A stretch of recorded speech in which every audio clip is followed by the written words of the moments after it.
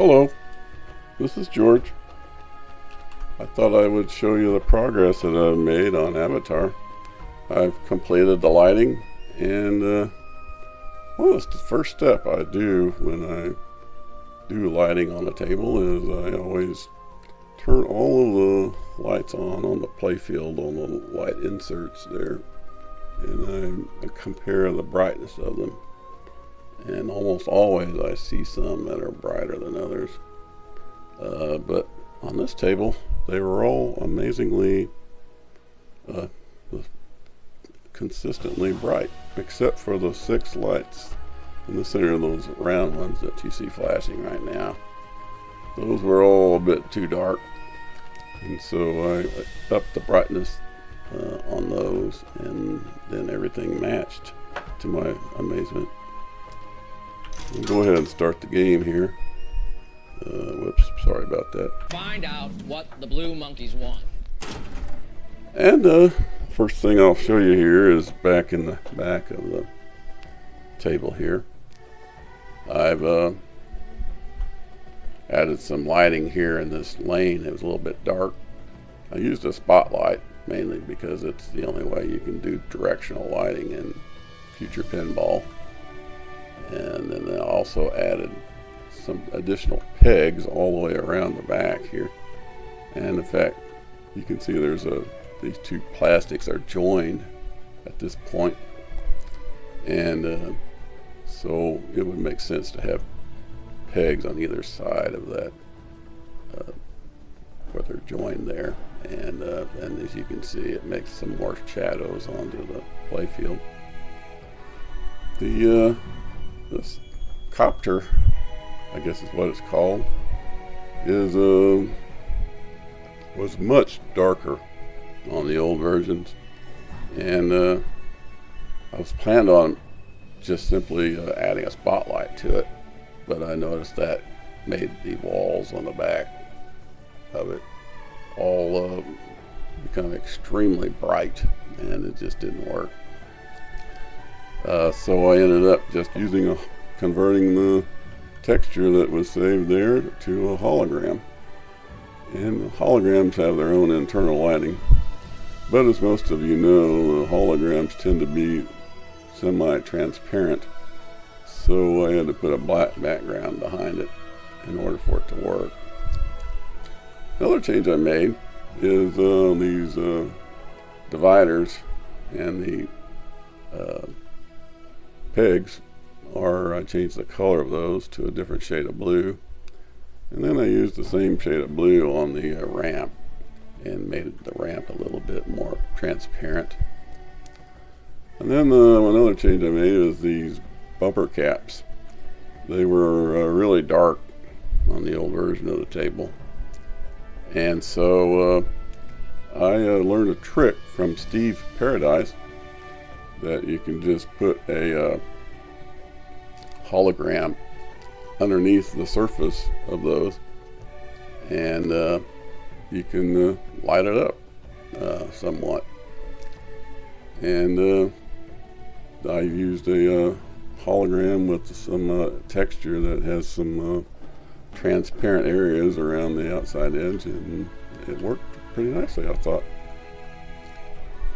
Then over here, there's an amp suit. I added a spotlight to it, but also added specular lighting to it as well. And over on the right side here, I added these 2 blue, I call them glow bulbs.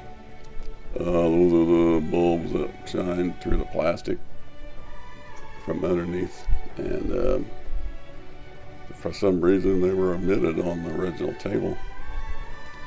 And I also put another one in back there. You can see between the bumper there and the amp suit, you can see another light that I've added. Also added some other bulbs that make all the shadow maps here, up here. Plus I added some pegs on this side as well. As you can see, I put 2 pegs with the screw heads there around those 2 sections of plastics that are joined together there. And I put another peg in the center, which produced some additional shadow. And there's another peg I think I added down below, and then added another shadow map down here. And show you the these are the spinners. There's on the left and on the right the copter and the horse, and then in the center is another stationary target that I've lit up with specular lighting.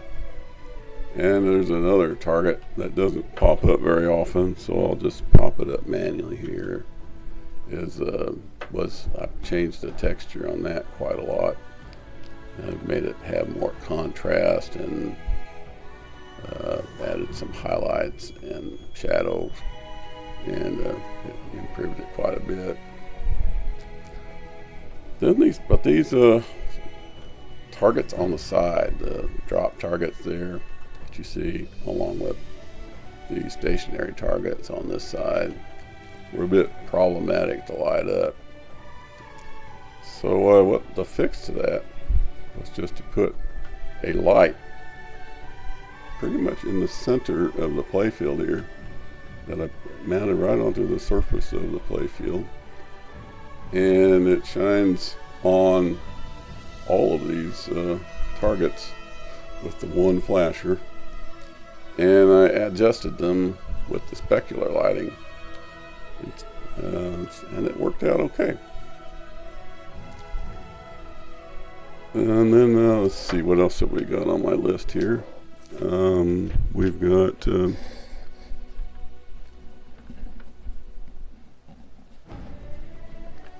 looks like I've got down on the apron here, I've got a little change I made. I think I said something about it previously, but didn't make a video. But you can just turn the area over the plunger. It's got a texture on top of it now, but then you can just press a key and it will switch it to a view that you can see the plunger, and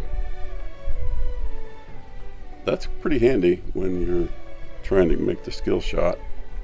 I added a plunger mod that makes it pull back a lot slower, and you can see here, that's how it works now. And then you see it play.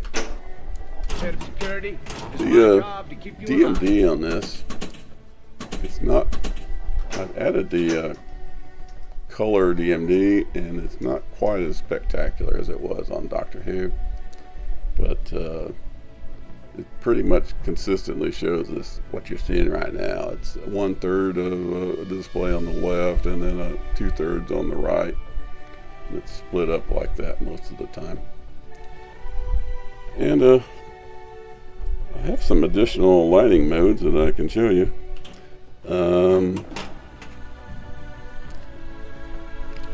Let's see here. Currently it's set on the dusk mode, but then when I press a key on the keyboard, it changes it to night, and then it goes to dark.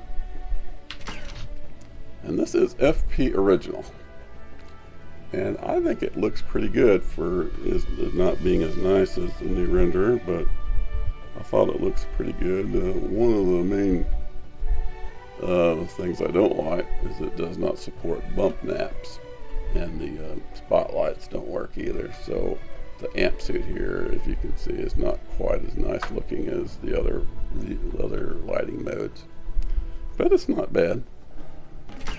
This is the day mode, and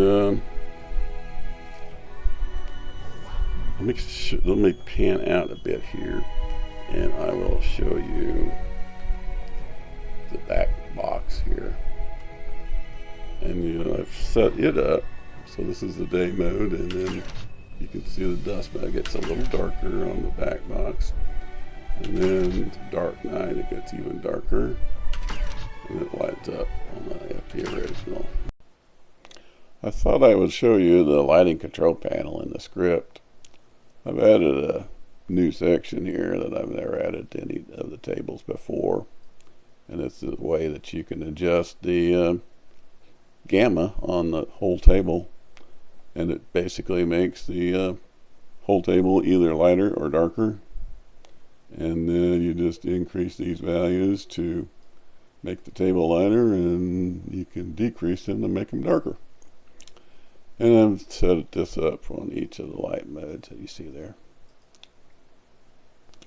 The rest of these options are things I've added to other tables that you've probably seen before if you've downloaded any of my tables anyway. And so the constants that I've added here, that just defines that it's a constant.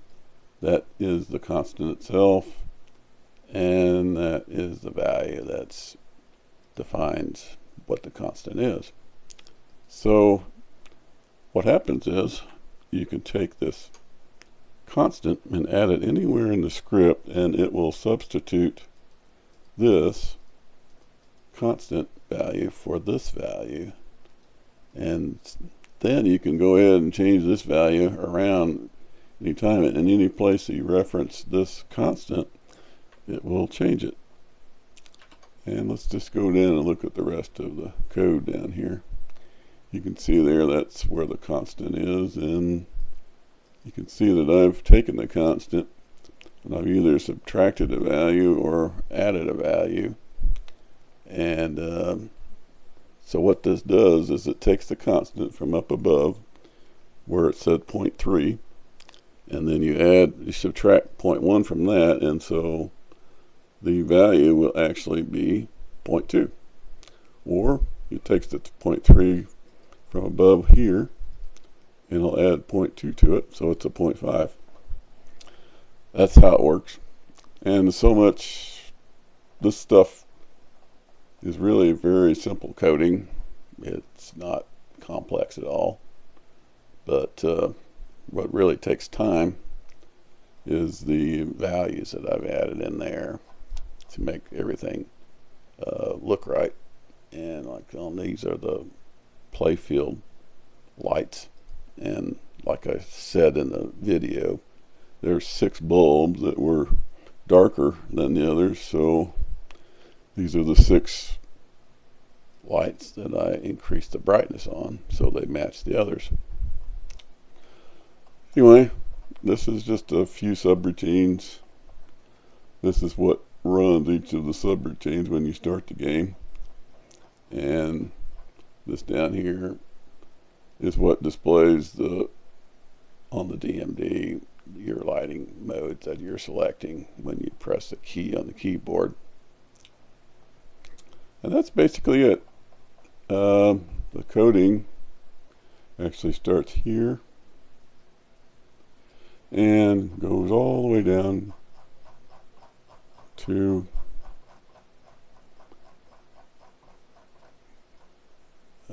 right here. So all that's lighting. This is the specular lighting here that you can see, and really the time is actually spent adjusting all these values that you see here. Well, that's it. I guess the next step in the process I'll be updating on this